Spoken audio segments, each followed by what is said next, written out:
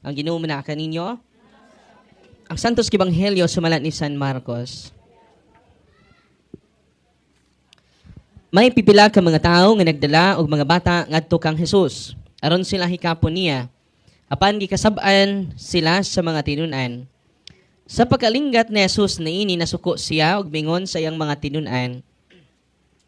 Paari kanako ang mga bata, ayaw sila did-i kay ang giharian sa Dios ila sa mga sama nining mga bata. Timan-in ninyo kini, ang dili mo dawat sa paghari sa Dios sama sa kabata, dili mahisakop niini. Unya iyang gipangugos ang mga bata, gitapion ang iyang mga kamot kanina o gipanalanginan sila. Ang Ebanghelyo sa Ginoo. So magandang hapon sa ating lahat. God is good. All the time. Alam nyo, si Saint Therese of the Child Jesus, sabi niya, hindi kailangan na gagawa tayo ng malaking mga bagay. Ang kailangan lang, gagawa tayo ng maliit na bagay with great love. No? Yung regular na mga gawain natin araw-araw, yung paghuhugas ng pinggan, yung paglalaba, yung paglinis ng ating bahay, simple na gawain po yan.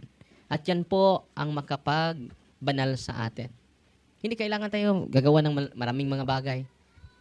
Just do a little things with great love. Amen? Yan ang Ebanghelyo natin. Yung mga bata ay na-please ang Panginoon sa lahat ng mga bata. Ano bang nasa bata? No? Dependent po sila sa iba. No? Hindi sila dependent sa sarili nila. Dependent sila sa iba. Amen? Kilala nyo ba si Saint Alfonsos Rodriguez, Society of Jesus? Siya po ay isang porter. Ano yung porter? Literal na tagabukas ng pintuan sa kanilang seminaryo. Anong trabaho lang niya? Porter. Parang security guard lang. Tagabukas. Alam nyo, yung ordinaryong gawain niya ay binubuhos niya yung commitment niya. No? Masayang-masaya siya. Kahit ordinary lang. No? May kakatok. Anong sagot niya? I am coming, my Lord. Nandyan na, Panginoon. May isang pagkakataon, may mga maro na mga bata, na mga kabataan, nilaruan lang si Saint Alfonsos Rodriguez. Kinakatok yung pintuan. Sabi naman ni Saint Alfonsos, I am coming, my Lord. Lahat ng bumibisita doon, tinuturing niya ng Panginoon. No? So wala siyang pinipili na mga bisita. No? Ano yung linya niya? I am coming, my Lord. I am here, my Lord, to serve you, my Lord. No? Lahat kayo na bibisita sa monasteryo, you are my Lord. No? I am coming, my Lord. No? Wow. Alam nyo, isang araw, pagbukas niya sa gate, ang Panginoon ang nandoon. Wow. At naging santo siya. Bakit naging santo siya? Dahil sa pagbukas lang ng pinto. Just imagine, by doing little acts of charity. Kumusta kayo? No? Lagi na lang ako naglalaba. Ako. Offer everything to the Lord. Amen? Yan po ang buhay ni Saint Alfonsos Rodriguez, Society of Jesus. Very inspiring, no? Sana po ay na-inspire po kayo dito. Simple ng pakikinig, naalay mo sa Panginoon, I am coming, my Lord. Yes, Lord, I am coming. No. So, maliit na bagay, pero malaki yung puso mo sa paggawa ng maliit na bagay. Like little children. No? Sana po ay na-inspire po kayo ngayon. And then, kahapon po, nagkausap kami ni Ate Sandra Tan dahil nag-treat siya sa amin bago ako umuwi dito sa Bohol. Kumain kami. At sabi niya, Father, 4 na buwan po ako nagkasakit. Lagi siyang nanonood sa atin. No? Ano yung sakit mo, ate? Skin disease. Lahat ng mga ointment at nag-take na ako ng antibiotic, Father. Hindi pa rin. Ang kate ng buong katawan ko, Father. Sabi niya. Kumusta na ngayon? Gumaling ako, Father. Alam niyo ba, ano yung ginagawa ko? Nag-deliverance ako. After 4 months ka pa, nag-deliverance? Oo, dahil akala ko, natural yung karamdaman ko eh. Nag-deliverance siya, mga kapatid. Ginagamit na yung sacramentals ng simbahan. After using it, after praying it, completely healed po siya. Sabi niya, wow. Kailan siya nagsishare sa akin? Kahapon lang. Natutuwa ba kayo ngayon? Kaya nga, 8 a.m., nandito na kayo. Receive the sacraments, go to your priest because all priests are healers. Sa pag-attend nyo ng misa, all masses are healing masses. Amen? Father, kailan ba yung misa mo, Father Darwin? Bakit? Yung misa mo ay healing mass. Yung ibang misa, hindi yun healing mass? No, sa'yo lang. Fanatiko. Mga kapatid, all priests are healers. All masses celebrated by all priests are healing mass. Because they are in persona Christi. Bigyan natin ng papuri ang lahat ng ating kaparian. Amen? Alam niyo naman na ang dami ng parokya sa buong Pilipinas. Bawat parokya may pari. Celebrate the joy, the divine joy coming from the Lord. Pero ano nasa utak natin? Yung mga skandalusong pari, yung mga skandalusong leader ng simbahan, hindi natin sila sinusunod. Sila yung managot sa Panginoon. Bakit pumunta tayo sa pare? Because of Christ. Nothing but Christ. Kailangan natin si Kristo po. Amen? At sana po, itong natutunan ninyo, isi-share nyo po sa ating family circle po. Mga tatay, mga nanay, merong mga sakit na natural, kailangan natin ng doktor, hindi naman tayo mga fanatiko, pero may sakit din na hindi kaya ng doktor. At kaya nga, itinayo niya ang simbahan. Go to the world, preach the gospel, heal the sick. Nandyan ba yan sa kasulatan? Nandyan. Sino ba yung known healer? Hindi na pare. Totoo, hindi. Kapag may sakit kayo, hindi kayo. Last resort na po ang pagpunta sa pare. Totoo, hindi. Father, malapit na mamatay yung nanay ko. I-anointing mo, Father. That's sad reality. Anong sabi ng banal na kasulatan? Santiago chapter 5 verse 14. Go to your priest for anointing of the sick. And if the Lord will grant your prayer, the sick will be healed through anointing to the hands of the priest. Biblical po yun. So, anong gawin natin? Kung may sakit tayo, receive the sacrament of healing. What are the sacraments of healing? Confession. Kaya nga, nandito si Father Richard, no? Bigay sa inyo ng confession. Siya lang ba? So, salamat tayo, Father Richard, dahil nagpakumpisa. Hindi natapos? Marami pang hindi nakaka-confess. Siguro, tatawag pa tayo ng isang pari, no? Sabihin mo ni Brother Edison, ha? Dahil 4 p.m., may schedule ako eh. Okay, sana wala pa akong schedule. So, exactly magsimula ako for solemn exorcism. Mga 3:30 lalabas ako for anointing of senses at anointing of the sick. Sacrament po yun. Ang ibibigay namin sa inyo, hindi yung sarili namin. Ang ibibigay namin sa inyo si Kristo sa kanyang sakramento. Amen? Sa mga may sakit ngayon, makinig kayo. Araw-araw kayo magsamba. The source of healing is in the hands of the priest. The source of healing. Not the priest is the source of healing, but the source of healing is in the hands of the priest. It is the Eucharist. It is the bread from heaven. Libre rin, walang bayad. May entrance fee ba ang simbahan? Wala, libre. Atin natin lang yun, ha. Yan po ang katotohanan na hindi natin alam. Ang alaman natin, kulang lang yung ating kaalaman. I-search niyo ang Eucharistic miracle, ma-amaze kayong lahat.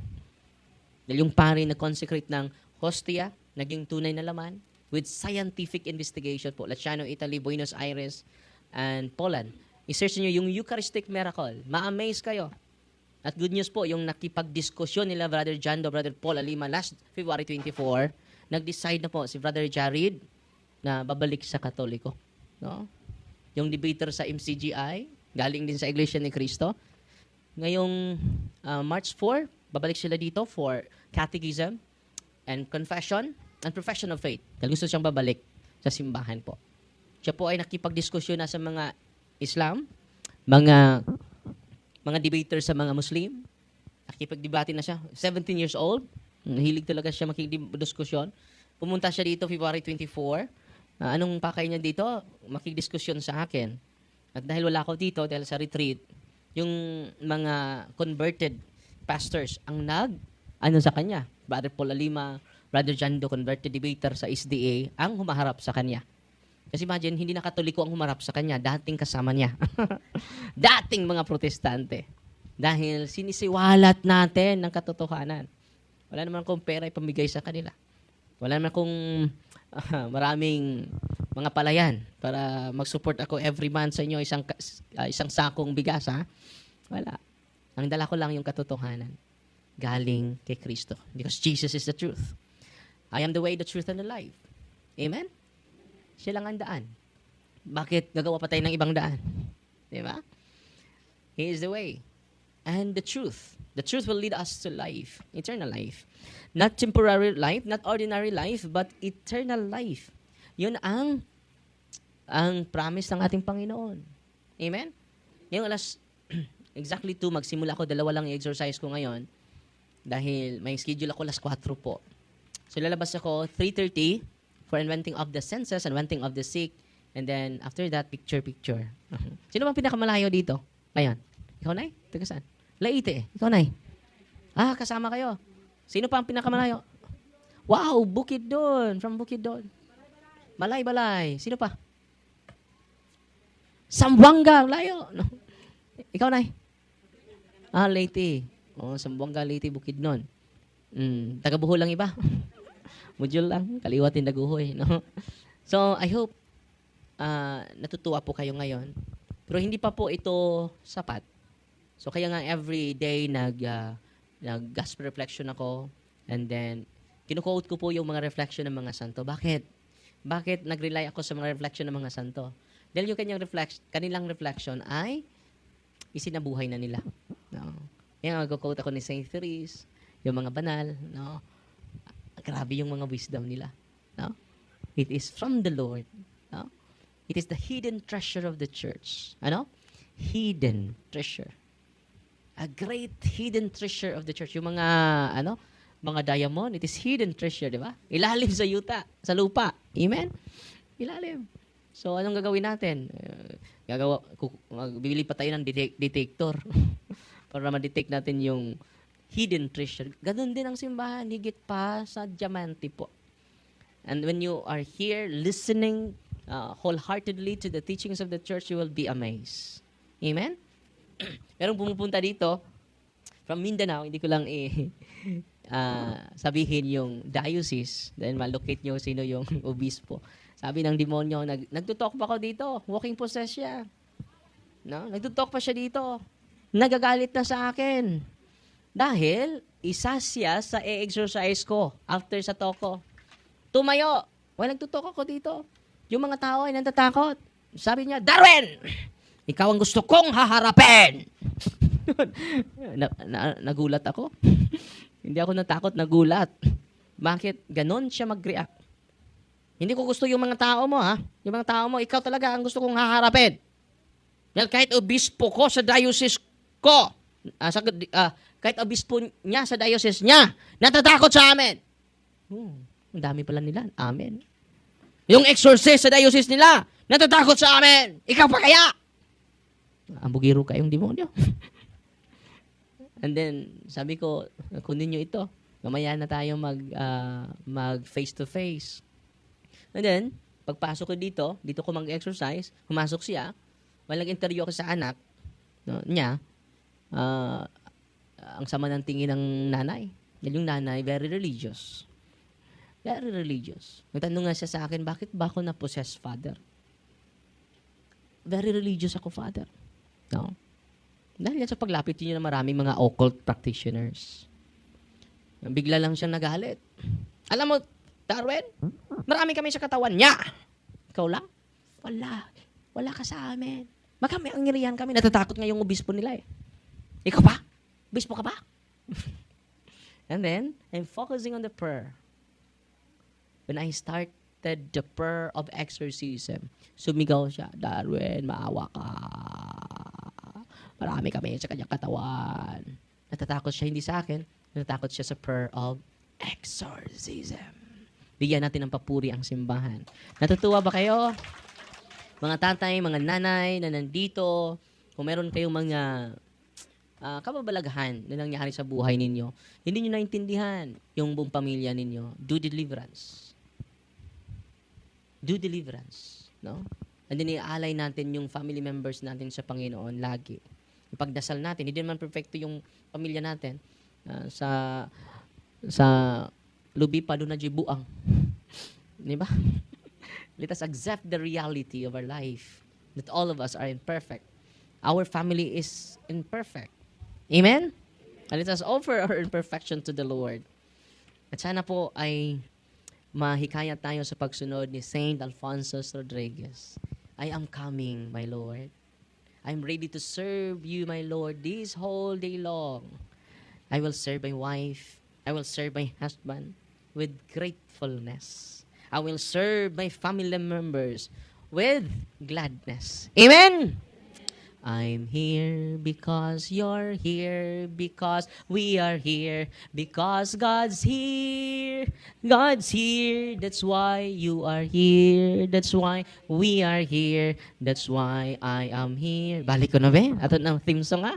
I'm here because you're here, because we are here, because God's here. God's here. That's why you are here. That's why we are here. That's why I am here. Amen! God is good! All the time! Bigyan natin papuri ang Panginoon. Ngayon, mag-bless ako sa inyong mga religious items. At sana po ay hindi niyo yan i-decorate sa altar ninyo. Gagamitin niyo yan lagi.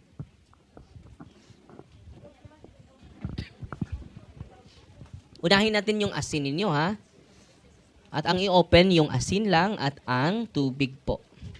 Diyan lang kayo sa inyong upuan. Huwag na kayong lumapit sa akin.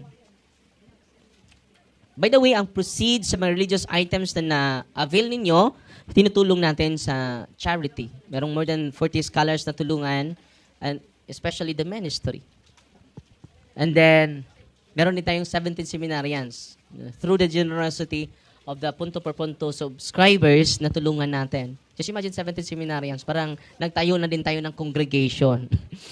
Para mamatay si Father Darwin, may papalit. Amen? So, pasensya na kayo sa lugar ha, para dilapidated yung lugar natin. At sa awa ng Diyos, may nag-donate, baka ngayong this month po, magpipirmahan na tayo sa may-ari at sa obispo. Dahil i-donate nila sa Diocese of Tagbilaran, yung lugar, 1.2 hectare po. At magsisimula na tayo this coming April siguro sa pag-construct sa building. Dahil yung unang lugar, ay naharas tayo ng demonyo hindi tayo natuloy. No? Sana hindi na maharas, no? Para matuloy na. At sana po isali nyo sa dasal ha. Lalo-lalo na yung kasamahan natin na nandito. Continue to pray for us. We need your prayer. One Our Father, one Hail Mary, one Glory be, to protect the ministry. Upang kami magkaisa, puno ng saya sa pag-aalay namin sa aming sarili sa inyo at sa Panginoon. Amen?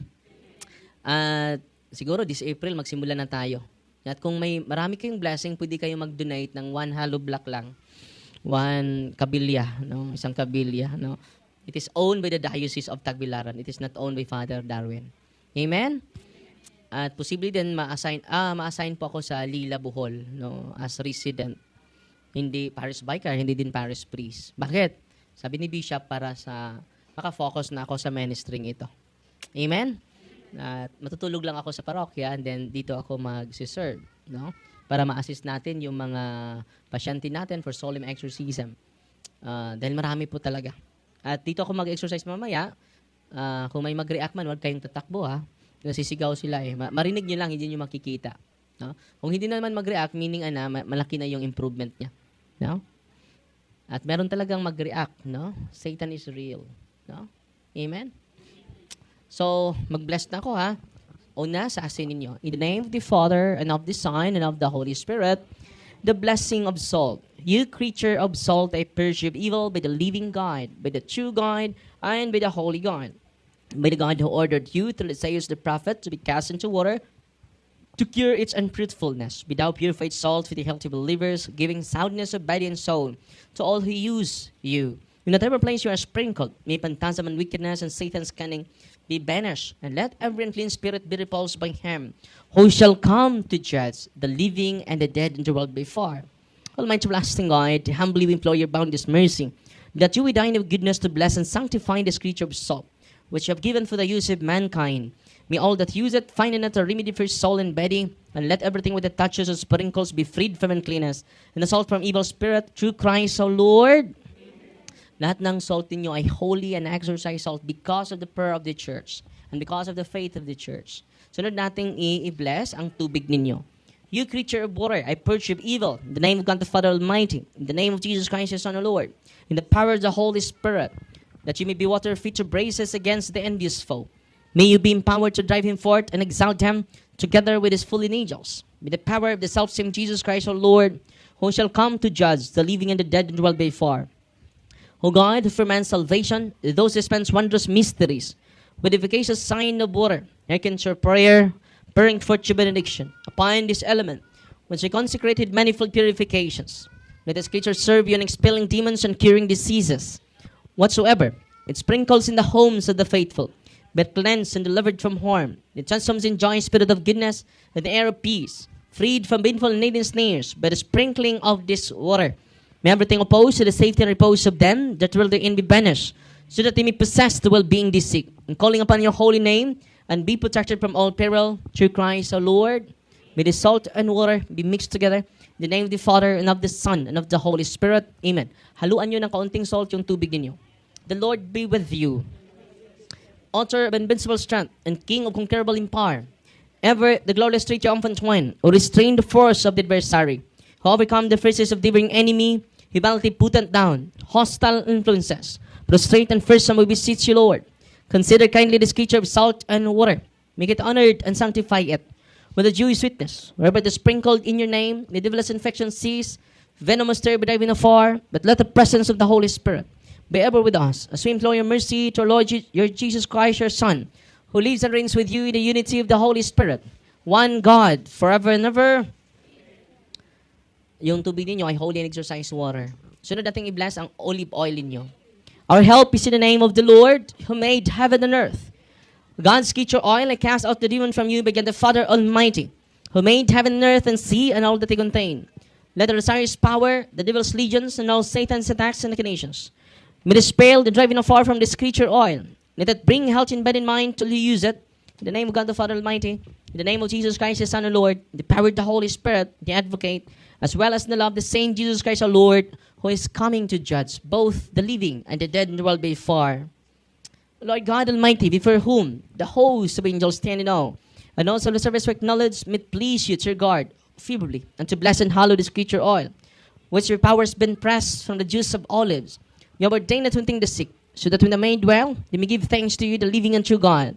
Grant to pray that they shall use this oil, which we're blessing in your name, may be delivered from all suffering, all infirmity, all wiles of the enemy. Let it be a means of averting any kind of necessity for man, made in your image and redeemed by precious blood of your Son, so that he may never again suffer the sting of his own serpent, through Christ our Lord. Lahat ng olive oil niyo ay holy and exercise oil. Sunod natin i-bless ang inyong incense, candles, bells, rosaries, medals, cross, crucifix, sacred images of God, sacred images of the saints, sacred images of the angels, scapulars, handbook, all your religious items in your hands. Heavenly Father, through your Son, Jesus Christ our Lord, in obedience to Him, we embrace the ministry He has entrusted to His bride, the church. Grant now in your mercy, we pray, a very special and powerful blessing, that we will have to use the ministry of healing, spiritual liberation, and exorcism. Then that through the blessing you bestow, may it be a very potent and terrible weapon against the attacks of the evil one and his legions. May these religious items mightily restrain the devil and his demons and all unclean spirits, rendering them powerless, unable to harm the flock to your priests and people. To whomever these are used in the exercise of the ministry, wherever it is kept, may unclean and diabolic spirits flee in fear, never daring to harm nor even approach. This we ask in the name of Jesus Christ our Lord. Amen. At kung hindi ka pagalingin ng Panginoon sa sakit natin, it is His will. Your will be done on earth as it is in heaven. And then ialay, don't waste your suffering, don't waste your pain. Stage 4 ka na, ialay sa Panginoon. Pagalingin ka man o hindi nangangulugan yan na hindi ka mahal ng Diyos. It is the reality of life. We will experience the reality, universal suffering. The reality of universal suffering. Universal pain. Even Jesus Christ is not exempted. Amen? Every time mawala ka na ng pag-asa, look at Jesus. Hindi siya nawala ng pag-asa.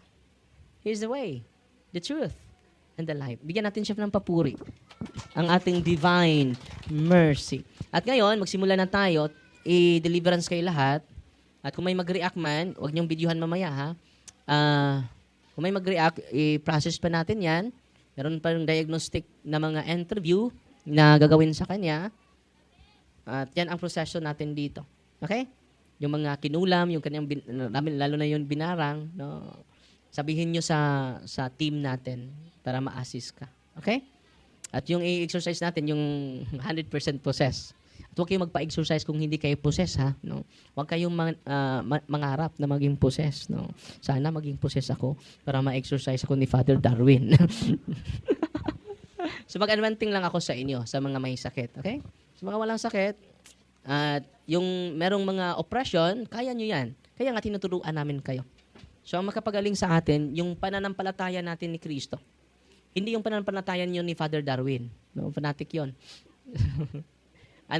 Pananampalataya natin kay Kristo. Na ako po ay instrumento lang po, an unprofitable servant of the Lord, unworthy and deserving servant of the Lord. Amen? At huwag kayong matakot ha sa paggamit ng mga sacramentals ha. Yung Ebanghelyo ng isang araw, last Monday ba yun? Last Tuesday, nagpagaling yung mga hindi sakop sa mga apostol sa pangalan ni Kristo. Grabe yung pangalan ni Kristo, no? Nakapagaling. Lalo-lalo na yung paraan ni Kristo. Ito na yung paraan ni Kristo. Kung yung pangalan ni Kristo na pagaling, lalo-lalo yung paraan ni Kristo. Amen? Bigyan natin ng papuri si Kristo. So, mamaya, lalabas ako mga 3:30 after matapos kayo lahat.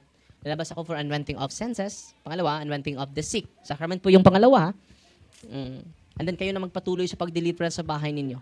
Kung may sakit yung family member ninyo, i-deliverance ninyo. Walang overdose po noon.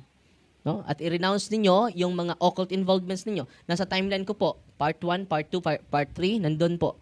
Sa part 2, yung solemn renouncement po, pinaka-importante po yon. Na buong pamilya magsagawa ng solemn renouncement. Yung papa, yung tatay, ang mangunguna. Kung wala ng tatay, dahil byuda na, may byuda ba dito? Hands up? Pangitaan na to. No, pangitaan na to. May tao, no? Joke lang, no? So, yan o. At magsimula na tayo. Tatawagin yung mga pangalan nyo ngayon. Okay? Dahil mag-exercise ako ngayon. Huwag kayong tatakbo ha kung may sisigaw dito. No? Ipagdasal nyo din ako na hindi ako maraming pasa sa paglabas ko. No? Dahil ang iba ay gustong gulpihin si Father Darwin. No? Galit na galit. Hindi naman yun sila, kundi yung mga espiritu na nakapasok sa kanilang katawan. Amen? Do not be afraid. No? At ipagdasal niyo ako na makalabas pa, no? Pero activate your faith because God is with us. Amen? Ate Mayet, dali na. So, tatawagin yung pangalan ninyo, ha? At pupunta kayo sa mga deliverance minister na magsagawa sa'yo ng prayer. Okay?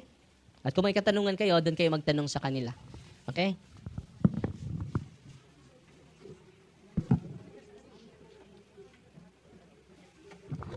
Mayong palis ka na to.